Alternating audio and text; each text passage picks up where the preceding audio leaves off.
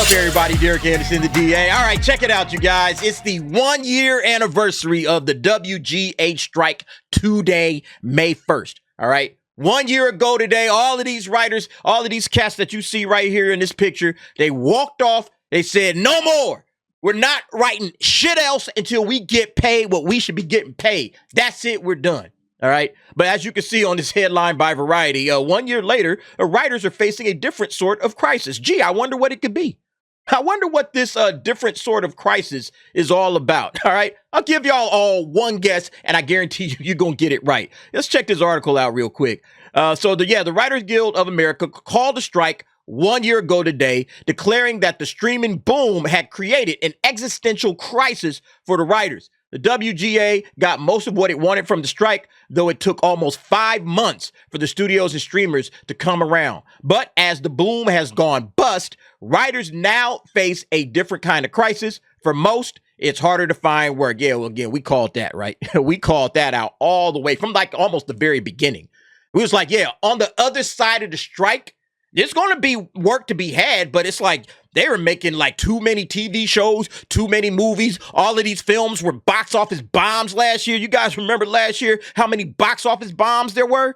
Studio streaming services just bleeding money. Disney was just bleeding money. All of these cats was just coming out with crap content. Nobody was checking for it. Yeah, it was obvious there was going to be contraction. They had already started the contraction before that.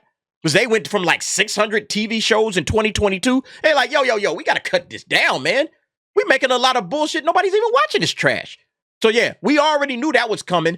Add the strike to the mix, and the strike just allows studios just to cancel stuff wholesale. Just get it out of here. We ain't even making this no more. And so, yeah, here we are, okay? Less things being made. This is what Justin Halpern said, a WGA board member and co-showrunner of ABC's Abbott Elementary. If you have been able to secure employment as a writer during this time of contraction, you are making a living wage. But the problem is there is not a lot being made right now. Yeah, no kidding, man. Again, we saw this coming. We said on the other side of the strikes, it's going to be like the Hunger Games, all right? If you survive to the next round, congratulations. Everybody else, good luck in the wasteland. Go out there and become a waiter. Go out there and start washing cars, doing whatever it is you got to do, because the writing work is gone. And I don't think it's coming back, okay? And we talked about this on Film Threat when it comes to this whole concept of Hollywood is dead. I don't think Hollywood is dead, but I do believe the old style of Hollywood, how Hollywood used to do business, that's over with. Like what these cats were making money off of, all of these writers in the WGA, yeah, all of this stuff is done. They're not going to be making money the way they used to. It's a new sheriff in town in terms of Hollywood and the way it's going to operate. It's over. The old stuff is done. It's over. It's new rules in place. The technology boom has absolutely changed the game for everybody, all right? For the folks in Hollywood, for the folks outside of Hollywood. It has blown the doors off the marketplace. This sucker's wide open right now. And anybody that wants to get it in, whether it's filmmaking, whether it's video games, whether it's novel writing, whether it's, content on social media, whatever you want to do, you can do it. All right. The technology has changed the game. Now you got to be agile. You got to be flexible. You got to be able to change and move, as trends change, you got to be able to adjust, because look, all the platforms that we have, everybody's got like a freaking movie theater in their hand, like it practically.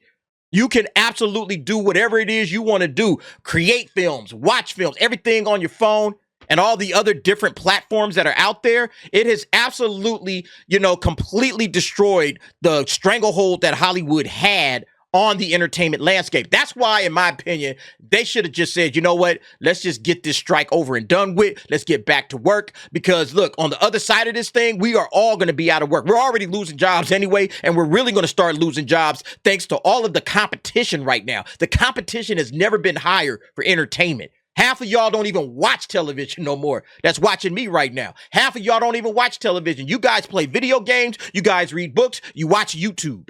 You might not have seen a television show in months. And so that's what it is. Hollywood miscalculated, in my opinion, especially these writers. The contraction was already underway before the WGA went on strike, followed by SAG-AFTRA 2 months later. Production has resumed but remains below pre-strike levels, according to data released last month by Film LA. Yeah, so here's the production pullback. You can see right here, if you check it, scripted production in Los Angeles was already declining before the strikes hit. All right, so this red line right here, this is film, all right? This is a TV comedy. Man, look how low TV comedy. Nobody's making comedy no more, man. This thing is in the doldrums. And then TV dramas was up here. But you can see everything was going down, down, down from where it was, all right? It looks like comedy is just kind of, it came up, then it went down. Yeah. But I mean, none of this is good, all right? Especially when you're talking about TV dramas. People was making a ton of these joints. And yeah, all of these productions have just fallen off. And yeah, right after the strike, they started to come back up a little bit, but they still haven't gotten back to these levels. And so, yeah, this is going to be a big problem when it comes to Hollywood going forward. As a result, it may be a while before the true impact of the strike is fully realized. Broadly speaking, the WGA went to the picket lines for two things: higher wages, especially for writers at the lower rungs of the career ladder, and more fundamental structural changes that addresses how TV is produced and how writers are compensated. Writers who are working are already seeing the increase in their paychecks. Yeah, but it's the cats that ain't working, all right? We already knew that these cats, yeah, anybody that's working is doing good. That's why I'm saying all of these clowns that was out here marching up and down in the sun, these guys weren't the people that are the working writers, okay? These guys are the small-time writers, okay? Because they got time to stand out here and fight for their money. But none of these other cats, like you think like Tony Gilroy was out here on the street. Nah, he wasn't doing this shit, all right? You think some of these bigger cats, right, the Seth MacFarlanes of the world or whatever, these big-time showrunners, you think these guys was out here? They wasn't out here. Yeah, these cats out here, this is just like your regular little staff writers, Hey, we need a writer, pick them up, put them on the staff. That's who these guys are, right? And these are the ones that are out of work. Again, it was going to be bleak on the other side. We've been talking about this, but unfortunately, they had to find out the hard way. And it's just not just the writers, man. Everybody in Hollywood is taking it in the shorts right now. And yeah, Variety posted this up on X. Let's see what some of the folks are saying. Let's see. We got Coriander Bullard, codenamed Salo. So these professional corporations would rather destroy their own stock by not making new content instead of just paying people what they're worth. How juvenile. What the hell are you talking about, chick? I'm assuming chick. What the hell are you talking about? These companies are tired of losing money. They can't just keep producing and producing and producing for all of these streaming services that aren't making any money, chick. Are you kidding me? What in the hell is wrong with you? See, a lot of people just don't think, man. They don't think. Like, yeah, they're not just doing this to stick it to the writers. That's not what's happening here. These guys have again, their eyes are bigger than their stomach in terms of studios. They thought that they could just, hey, we're going to push this streaming content out there. People are absolutely going to love it. Let's go ahead and flood our streaming services with tons of TV shows and movies, and nobody's checking for this stuff. They've pretty much plateaued in terms of how many people are willing to subscribe to a streaming service. A lot of these cats should have never opened up a streaming service, and then they tried to flood the streaming service with content. Nobody watched the content, and so now they got to peel back. They're doing too much. Has nothing to do with being juvenile, chick. Wake up, man. I can't help but feel like everyone warned them it would happen. But hey, we're just chuds. What do we know? Exactly, Mandolango. Exactly. We said this almost from the very beginning. Say, wow, you know what? It's been a lot of content being made. A lot of it's not being watched, and now we're starting to see some of these joints getting canceled. This was during the summer. We were seeing all of this go down, and we was like, I don't know if it's going to be work on the other end of this strike for you guys. Y'all might want to hurry up and get a deal done so you can preserve what little shows you have. But then they just started canceling everything. Cancel it all, all right? Yeah, man. So, yeah, Mandolango, 100%, bro. That's exactly what's going on. That's surprising considering the amount of remake, spinoff, and sequels that keep being done. Yeah, see, but that's all they're doing, okay? They're all they're doing, sequels, remakes, spinoffs, reimaginings, okay? Reboots. That's what they're doing right now. What they're not doing is creating new content. And they're just, holding on to that old crap. That old stuff, the stuff that's more tried and true, so they don't have to take risks, all right? That's where Hollywood is at right now, all right? Making money, less risk, and making a whole bunch of bullshit. I mean, that's basically what it is. We got Jennifer Grand. This is your regularly scheduled reminder that the contraction started well before the strikes And whether output is high or low, everyone deserves a living wage. Well, see, here's the problem with that, Jennifer, okay? First of all, there's no such thing as a living wage, all right? You cannot quantify what a living wage is. It differs from person to person to person.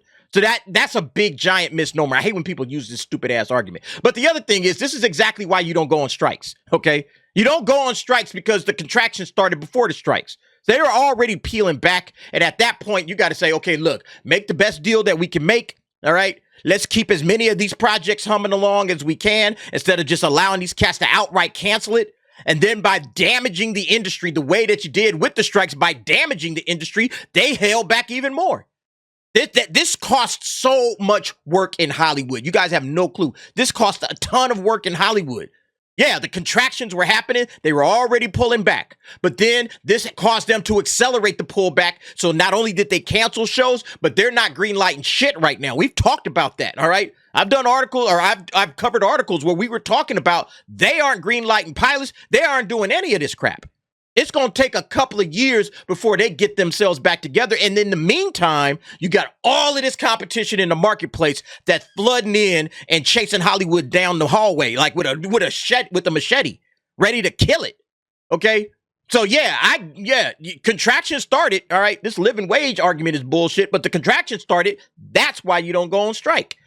Our attention right now needs to be on IATSE and other unions working to secure their fair contracts. We love our crews. Yeah, IATSE's next up, man. And look, y'all better pray and hope that IATSE don't go on strike. Because if them cats go on strike and they shut down shit even more, holy crap, man. They're really going to make the independent boom explode. All right? I think that's what's going to happen. If IATSE goes on strike, I think independent films are, you'll be like, yeah, there we go, baby. Let's do it. Okay? Independent filmmakers, they're going to be high-fiving. All right? It's going to be insane, man. Ask how the on-set crew members are getting on. The countless families of camera teams, grips, electricians, and associate directors that have taken loans out, remortgages, had to move back with their parents and find work outside the industry. Nah, just keep chatting to the writers, though. Yeah, see, again, these are them cats from IATSE. They are waiting in the wings, all right? I wonder if this cat, is he IATSE? Film, yeah, well, he's a film reviews from an industry grip. Okay, so yeah, this cat has worked in the industry. I'm telling you, man, these cats over there at IATSE, all of these cats, the behind the scenes, the crew members, okay, these dudes are waiting in the wings. And I mean, they want their get back. They want to say, okay, you guys went on strike, give us ours now. All right, make sure we get our fair contract, like Jennifer was up here saying. But yeah, if the studios don't play ball, man, it's gonna get ugly. LOL, who could have foreseen this? I mean, we all saw this coming, man. Fewer, not less. Yeah, I mean, either way, it's the same thing. The content pipeline is running dry, is it?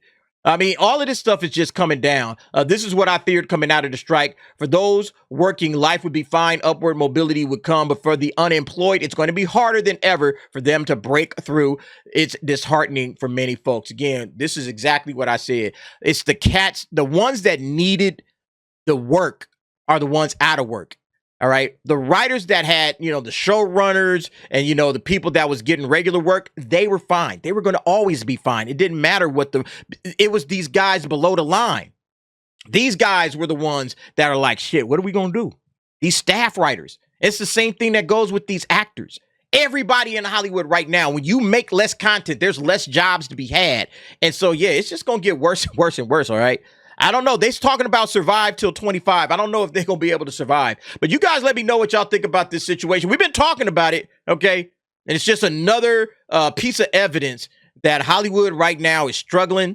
And I don't think it's going to get any better. I think Hollywood is slowly dwindling, changing, evolving. It's not dead, but it's evolving. And they just going to have to start getting it in independently.